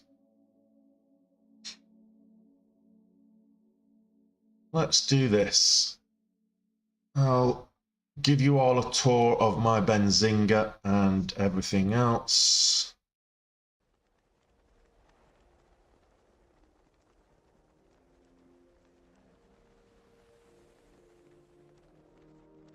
Okay, so let's pull this up. Okay, so if you go to my link tree and the link tree, the TikTok trader, this is what it will bring to you. So if you're watching on Instagram or if you're watching on TikTok, go to my profile. My link tree is in my profile, and this is the website that it is. If you're watching on YouTube, then these links are also in the description on the video. So Benzinga is what I use to find stocks that are moving. Now, to be fair, this week since Friday, it's all been about the banks. Ambi was moving yesterday. I saw that it got called out in this chat, funnily enough. But also, you know, we're most of the time. So what does Benzinga look like? So this is my Benzinga. So right now I've got this set to gainers and losers because of the banking situation. I'm a long bias trader. I normally only look at the gainers. I'm looking to trade long. I've made more to the short side today than I have across. I've traded 3 stocks. And I've made more money going short today than I have across the other 2 going long. So this is the movers. This is based on yesterday's closing price. It tells you what the biggest movers are. And the Thermogenesis is the biggest mover, even though it's selling off. It moved up, it's selling off hard now. Then we've got Finvolution is the biggest loser on the day at the moment. Then we've got within certain parameters, I've got filters set for volume and price, so it's above $2. This is my momentum scanner. So this scanner here is about momentum. It tells me over the last 15 minutes where the action's actually going in terms of what the volume is, etc., etc. Then I've got my real-time scanner. This is refreshes in real time. It updates and you can see things coming into play. You've got the price, you've got the volume, what the change is overall over the last hour, over the last 15 minutes, 5 minutes, whatever. So that's a really good a really good scanner to use. I've got my signals and alerts. I'm looking at this every single day. This is Benzinga. I'm looking at this every single day. I've got signal alerts here. I've got price spike activity. I've got volatility activity, so halts, resumptions, when they happen, price spikes, what's the price it spiked to, and etc. I've got high of day series alerts, so when we're getting successive highs of day, etc. There's lots of different things I can put in place there. Then I've got the rolling news ticker here. So why is something moving? But what news releases are coming out about something? So earnings, etc. The overall market. So Senator Warren, what was that one? Senator Warren says should re-examine the limit on deposit insurance. So this is all to do with the Silicon Valley Bank. So this is Benzinga. It really is a great tool. I use it every single day. If you're not using it, just check it out. It's the second link in the description if you're watching on YouTube, or go to my link tree. It's Linktree TikTok Trader. If the links there if you're watching on one of the other platforms other than TikTok or Instagram. If you're watching on TikTok or Instagram, you'll find this Linktree link in my profile. The link there to Benzinga, it can be expensive, but try it out for free. You don't even need a credit card to try it out for free. If you like it, you can subscribe to it. When I first started off, it made my it made my trading improve infinitely. I started actually being profitable. This is one of the first things that changed that got me to turn the corner and get profitability, was having a good real-time stock scanner that I could spot stocks that are moving as they were moving before they've made that 50% move. You get to see them in real time, and you're able to take advantage of the momentum. So Benzinga, don't pay for it. If you want to subscribe, don't pay full price. Use the discount code DTWT35 and you get 35% off. So it's normally the essential package. What I use is the essential package. It's normally about $177, 35% off. It works about $100. It really is worth every penny. If you want to learn how to trade, I have, at the bequest this time last year, at the bequest of this community, follow me on mostly on TikTok and YouTube. They asked me to teach. Well, I actually had an abundance of people asking me to teach them how to trade. So I put this course together, and you can get access to this. And in addition to this syllabus, you get access to the Day Trade with Tony Discord. Of course, if you want to come and join the Discord, you can become a member on YouTube as well. But you get access to the Day Trade with Tony Discord. You get the full education here. You get the mentorship from myself. So I'm happy to take you under my wing, look after you in terms of how you're trading, and if you're using TraderView, I can comment on your trades and give feedback on how you're performing, what you're doing right, what you're doing wrong, and just help you become a better trader. If I had that mentorship when I was starting off, I would have been profitable a lot quicker and probably made a lot more money a lot quicker. But I think I'm doing okay now. What else? The platform I'm trading on, someone asked me that earlier. It's Dash Trader Pro. That is the platform that I'm trading on. There's a couple of other kind of check these out if you want to. There's a couple of other affiliate links down there as well. But really, what I'm going to be showing you now, TraderView. So I log all of my trades in TraderView, and if you take the course, if you take the Day Trade with Tony course, sign up to TraderView. When you start trading, not straight away, learn how to trade first, but when you start trading, whether it's in a simulator, and I do advise you trade in a simulator first before putting real money on the line. Then use TraderView or another journal. It doesn't have to be TraderView, but I recommend TraderView. It's the one that I use, and that's why I recommend it. So if you're using TraderView, then I'm happy to you can add me as a mentor, and I'm happy to comment and give you some direction in terms of the trades and entries, exits, and your overall performance. So yeah, I mean, in terms of a look at TraderView right now, I'll look at the calendar. So I've not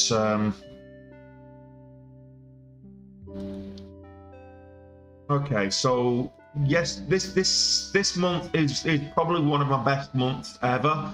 It's I had 3 months last year that were successively high as my best ever months. That was June, July, and August, and I had my best ever month in June, then I beat it in July, then in August, or I think no, not quite. It was May the year before was my best ever month, but they were in and around that level. Then in January had my best ever month, and then we're coming into March, and we're now after today.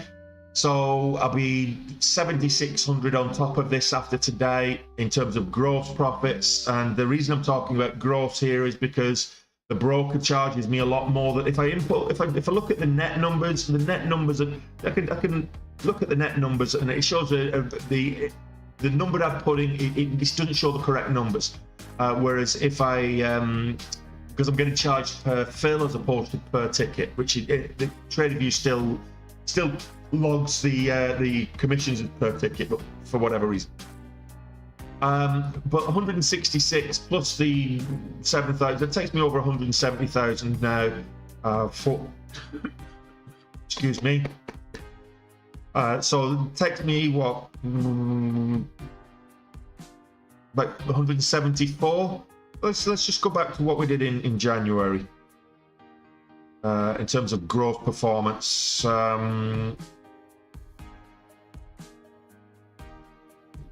It looks like if I trade any more, if I get any more profits today, I could have my best ever month. So we're currently at 166 plus the 7.5k from today. Will take me very, very close to where we're at. So it takes me to about 174k. I'm about a little over 1,000 off my best ever month. And look, we've still got 10, 12 trading days left of the month. So I should set myself a new goal of 200k this month. It's only fair. But we're just having a really, really good March. Long may continue. What I want to do now is put a nice green streak together, because I've not really had a decent green streak. I think the beginning of January, the end of December, beginning of January was probably, I think I got 11 days in a row without any losing days. I've not managed to get anywhere near that. I think 6 days. Since January, about 6 days is the longest I've had. And that's the current streak that I'm on right now. So 6 days, green, 7 days after today, 8, 9. I think my longest green streak is 14 days. So it'd be nice to be able to beat that. But let's see. So yeah, check out the link tree. The link's in the description. It's all there. It's all the tools that I use. And of course, the education course, you get access to the Discord there as well. So yeah, let's go back to the stream. And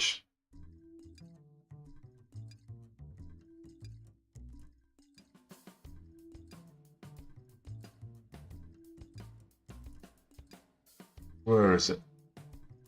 Okay, and get rid of that. Okay.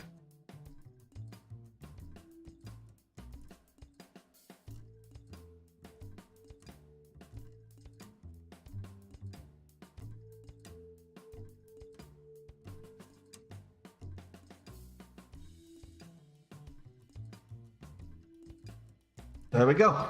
I think I'm done. Yes, I'm still here.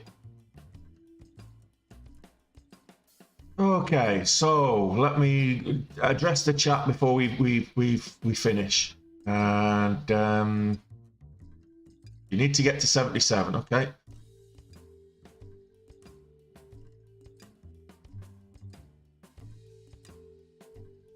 Intermediate term, would you stay away from commodity-related takers? I don't trade commodities, Klaatu.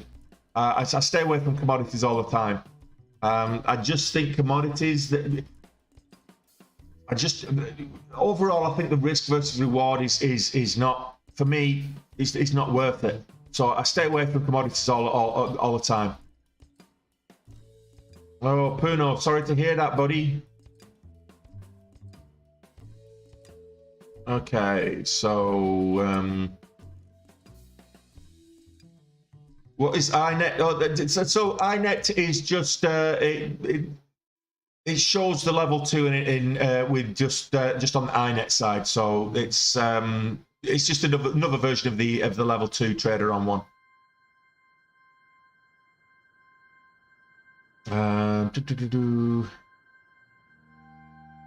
FRC moving to the upside. That was a long time ago. FRC red to the green. I don't think so. I think it's selling off now. I think we'll probably have a lot of this. The volatility is there. There's still opportunity. I think we're going to get a lot of this up and down action across the course of the day. But yeah. So FRC. I don't think red to green, so it's below the VWAP now, which the VWAP's a good intraday trend indicator, so the action below the VWAP means it's selling off. There's an argument for a double top there, which the M pattern, if you include this initial spike up, and so that's also a bearish indicator, typically breaks downwards. So I'm not overly optimistic on FRC or Federal Republic Bank going green on the day. I'm not saying that there won't be periods throughout today where it does rally and move up. I just think, if anything, it's probably going to be sideways most of the day. I've been very reluctant to, and if it breaks and goes over $40, which is pretty much what we're looking at if it goes green, great, fine. I'll probably look at it. I might even look at trading it later myself. So we'll see. Okay.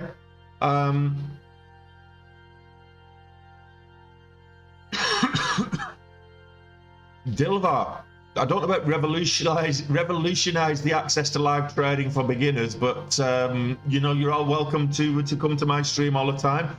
Dan, did I find the transition of going from sim to live difficult? Not really, because I didn't trade in the sim to start off with, which was a big thing for me. I made a big mistake of jumping in with both feet and blew up my account.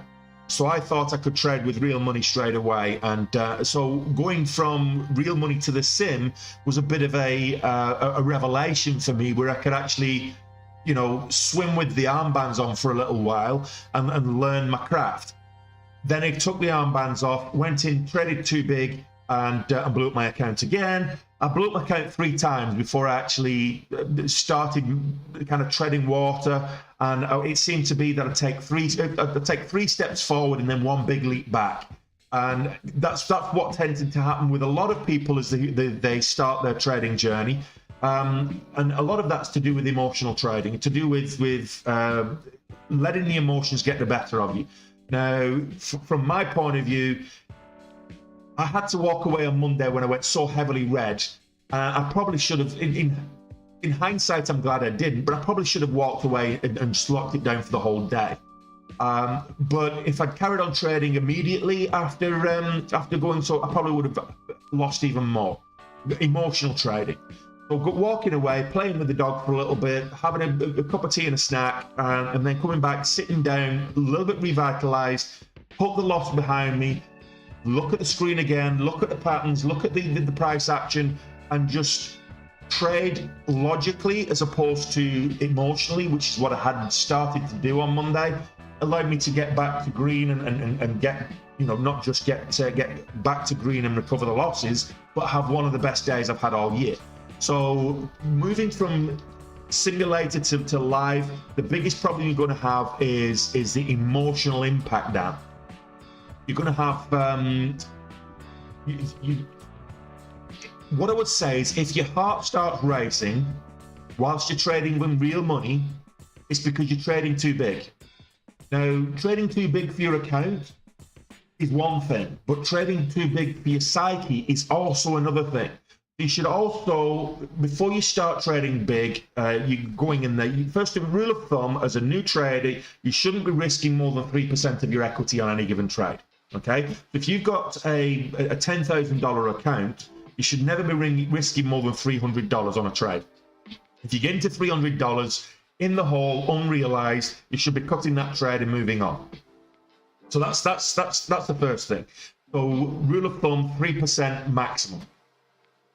After that, what I would say is, if you are feeling emotions, so that's too big for your equity position. If you're risking more than 5%, you're trading too big. If you're risking more than 10%, you're trading too big. Then there's the size for your equity.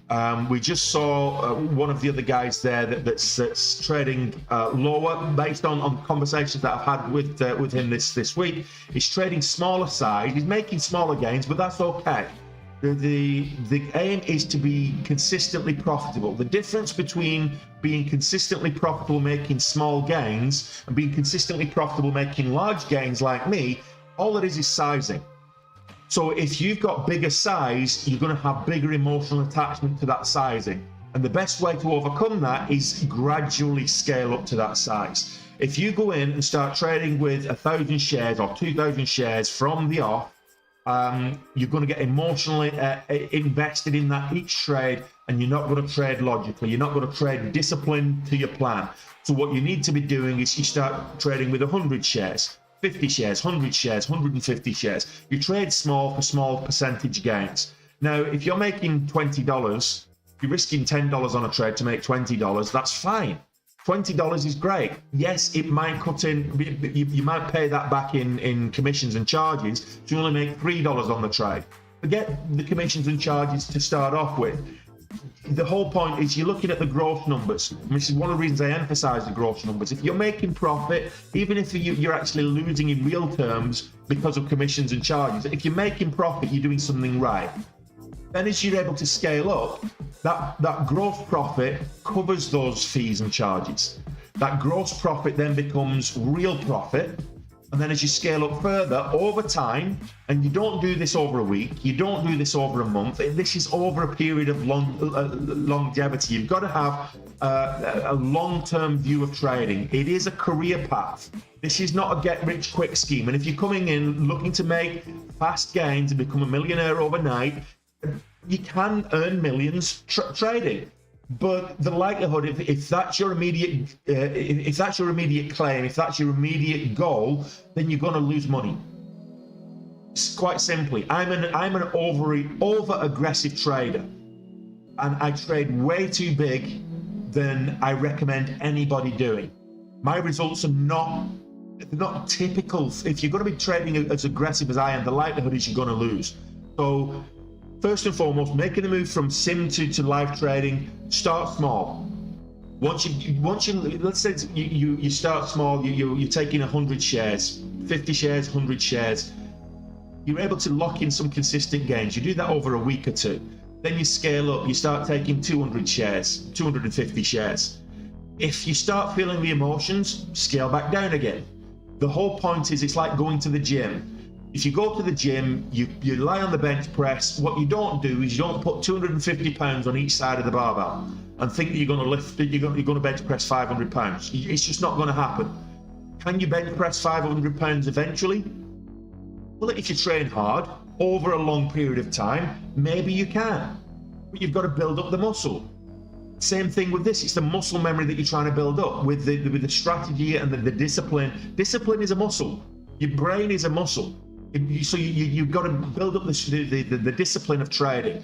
And if you don't build up that discipline, you're going to go on bench press, try and bench press 300 pounds without any prior training. It's going to choke you out. You're going to find yourself choked out because the barbell comes across your neck and decapitates you. And that's what will happen. You'll get decapitated, you'll blow up your account, and you'll have to start from scratch all over again. So start small, start with 20 pounds either side. And if that's you find that you're able to cope with that without too much stress, i.e. emotional aspect to it, you put another 10 pounds either side. And then another 10 pounds and another 10, and you keep going up. So you've got 50 pounds on each side. Then you've got 75 pounds on each side, and you keep going up in weight. That's what you do at the gym. Same thing here. You keep going up from sim to live. You can trade, it doesn't matter how much you trade, what size you're trading in the simulator, because you've got your water wings on. You're not going to sink. But if you're taking the water wings on, you just want to tread water first and then scale up. Then you want to do a width. If you can do a width, then you want to do a length. Once you've done a length, you want to do 2 lengths. And you scale up until a point that you're actually going and you're doing 20 lengths before breakfast. Same thing with trading. Start small and scale up over time. Don't jump in with both feet. Is it something that average Joe six-pack can learn how to do? It's not for everybody, but can average Joe six-pack learn how to trade? Absolutely. It's not rocket science. In fact, the smarter you are, you're probably more hindered. Really intelligent people are probably not going to be suited for day trading, because they're probably going to overanalyze the trades, and they'll pick out a good pattern and a good entry point, but then they'll overanalyze the risk, and then they'll work out that they get a bit too fearful because they overanalyze, and they might even call out a trade that's going in there, and they're too fearful to pull the trigger, and they'll see it take off without them. And they're like, I called that out. I could be a really good trader if I just had the cojones to pull the trigger and get in on that trade. So yeah, I would say going from sim to live, controlling the emotions is a big thing. And the other thing is, you're not going to start off with a $200,000+ account. You've got to work up, you've got to build up your account to that size. So that's what I'm trading with right now. So I'm able to get a $6,000 gain because I'm trading bigger size. you want to be looking for, you know, $60. This is the big account. Yes, Alex. No, day trading should not be based on emotion. The opposite is, if you're day trading based on largely on emotion, you will lose money. You need to be logical in your approach. You need to have a strategy, and you'll be looking for the breakouts. You're looking for momentum, and that's what I'm a momentum breakout trader. So I'll see things that have got momentum, volatility, and volume. So if it's trading with momentum, that's what I'm looking. So I'm looking to get in as it breaks a key level, and then ride that momentum up to the next level, take profits, watch it pull back, maybe get in at a key level, ride it up to a key level, or conversely, as I was pre-market, sell it at a key level, ride it down, cover at a key level, as it bounces, sell it again, etc., etc. So you need to be disciplined. I didn't. How did I do with Ambi yesterday? I got 10k on it yesterday. So